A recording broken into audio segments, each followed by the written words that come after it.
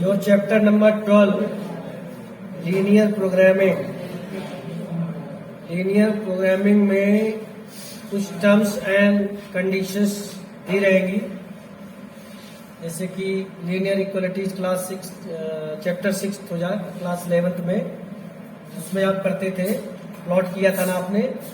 Linear programming में भी आपको ग्राफिकली किसी एक फंक्शन दिया रहेगा, उसको मैक्सिमाइज, उसकी मैक्सिमम वैल्यू या मिनिमम वैल्यू आपको निकालनी होगी, लेकिन कुछ उसमें कंडीशंस दिए होंगे और उन कंडीशंस को मैथमेटिकली सब्जेक्ट टू कांस्टेंट कहा जाएगा।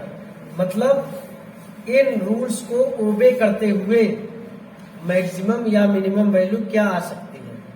जैसे कि किसी कंपनी का प्रोडक्शन मैक्सिमाइज हमें करना है, प्रॉफिट मैक्सिमाइज करना है, तो कितना प्रोडक्शन होना चाहिए, कितना क्या होना चाहिए, अलग अलग कंडीशन होती है ना, बताई जाती है कि ऐसा करोगे तो आपको ऐसा आउटपुट निकल के मिलेगा। तो मैक्सिमम आउटपुट निकालने के लिए क्या कंडीशन होनी चाहिए, कैसी होनी चाहिए, इसी से मिलता जुलता आपको मिलेगा लीनियर प्रोग्रामिंग में। कुछ पहले क्वेश्चन जो हल्का क्वेश्चन है, मैक्सिमाइज करना है आपको, इस फंक्शन को मैक्सिमाइज करना है। कंडीशंस क्या दे रखी हैं, एंड ठीक है 1 मार्क्स में, सबसे पहले तो 1 मार्क्स में आने किसका रहता है। इसमें आपको कुछ नहीं करना है, आप ये जो दिया हुआ है इसमें तो वैल्यू रखी जाएगी, x प्लस वाई का आप ग्राफ बनाइए। ओरिजिन है 1 2 3 4, ठीक है, माइनस में उसकी कोई वैल्यू जाएगी नहीं, 1 और आएंगे तो देख लिया जाएगा, 3 4। अब कोई इक्वेशन दिया है, मान लो आपको x plus Y is equal to 4। मैं आपसे पूछूं कि ये x एक्सेस को कहाँ इंटरसेक्ट कर रहा है, तो y is equal to 0 put कर दीजिए, x वैल्यू क्या आ जाएगी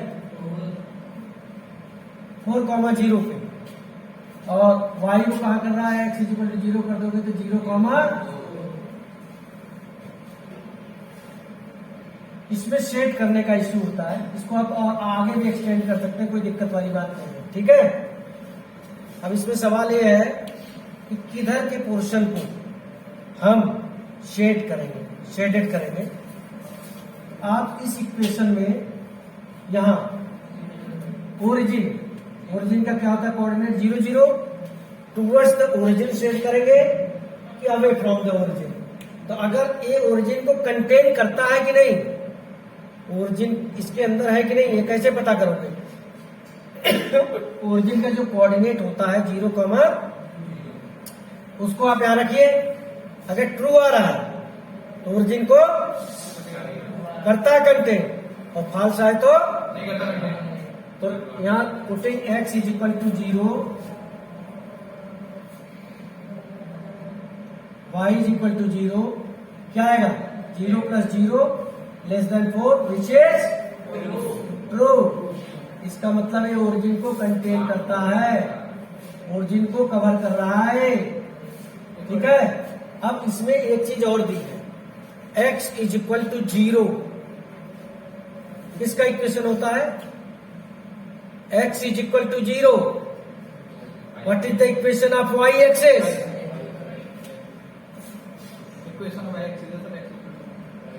y एक्सिस का इक्वेशन क्या होता है, सिंपल सी बात है, y एक्सिस को इंडिकेट कर रहा है और एक इसको इंडिकेट कर रहा है x एक्सिस को, यानी आपका एरिया क्या आ गया, आपका ये चीज आ गई।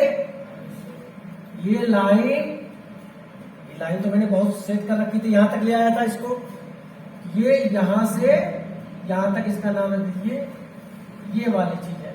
तो यहां पर इतने में क्या क्या पॉइंट आए, ओ ए और बी में कौन कौन से पॉइंट आए,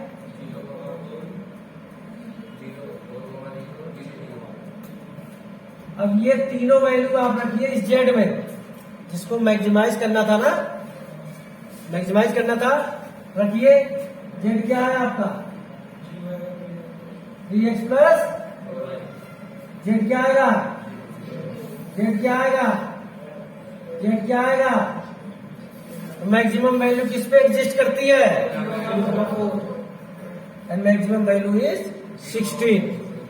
किस पॉइंट पे एग्जिस्ट करती है और वैल्यू क्या है, value is 16 and it is at point 0, question number 2 में क्या दिया हुआ है, minimize z is equal to -3x plus x plus 2y subject to x plus 2y less than or equal to 8। दूसरा क्या है, plus 2y less than or equal to 12, x greater than or equal to 0 and y greater than or equal to 0। So पहले हम इसको पकड़ते हैं, graph आपका यहाँ बना हुआ है, ठीक है। पहले हम इसे पकड़ते हैं और समझने की कोशिश करते हैं। y इज इक्वल टू 0 रखिए, x की वैल्यू क्या आ जाएगी, हाँ बेटा 8। when you will put y is equal to 0, x क्या आ जाएगा,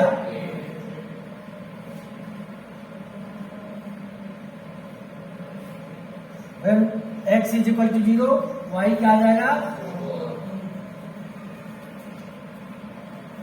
इसका नाम भी दे देना,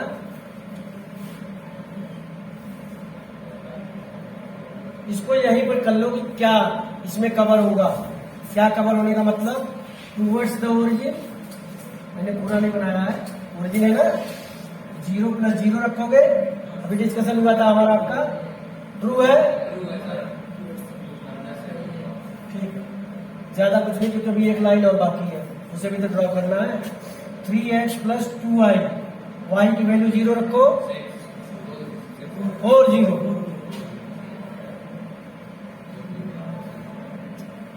इसका नाम दे दो c, और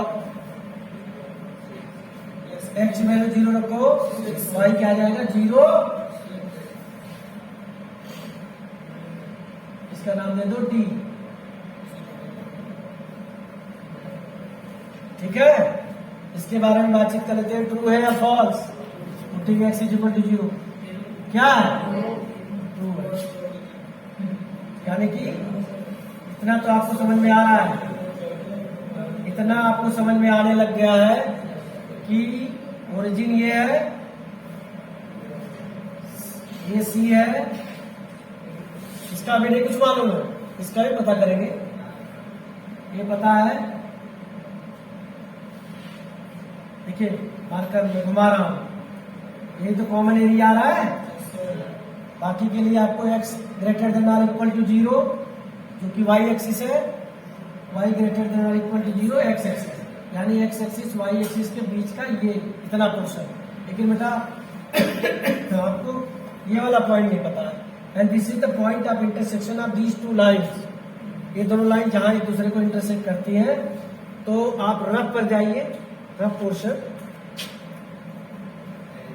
रफ पर जाकर इसको आप सॉल्व कर सकते हैं, रफ पर जाना, फेयर मत करने लग जाना। y क्या आ जाएगा 3 and 3x plus 80, x equal to क्या आ जाएगा 2, यानी ये पॉइंट क्या हो गया, ये सारा काम आपका रफ पर होना चाहिए, मैंने यहाँ कर दिया जिससे आपको दिखाई दे।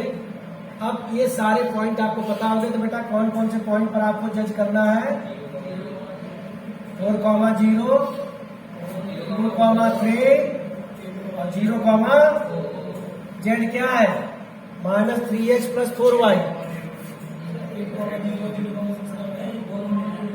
नहीं देखिए 1,0 तो यहाँ था, वैसे तो 0,6 भी है, इसका ये इसके नीचे का कर रहा था, और ये वाली लाइन कर रही थी इसके नीचे का करो, ठीक है, यहाँ से कर रहे हो, ठीक है। दोनों में कॉमन क्या है, इस लाइन के पूरे नीचे आपने सेट किया ऐसे ऐसे, ये पूरा सेट कर लिया, ये फिर इस लाइन पे सेट किया, तो दोनों में कॉमन क्या आएगा, यही एरिया तो आएगा between x axis and y axis. इन्हीं पॉइंट को हम लेंगे। Z minus 3x plus 4y है, वैल्यू पुट कीजिए।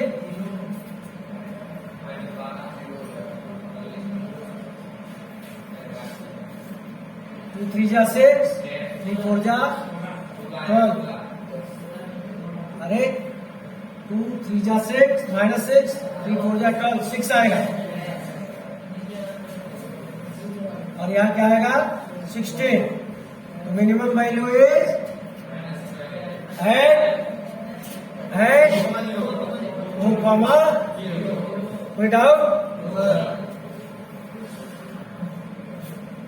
पहली बार हमें 3 लाइन्स हमें मिली है।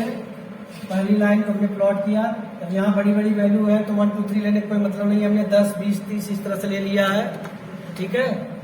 तो 120,0 और बी आ गया आपका 0,60 इस लाइन के रिगार्डिंग, और टूवर्ड्स द ओरिजिन सेट किया इधर की तरफ, ठीक है, इस लाइन के नीचे, ए बी के नीचे।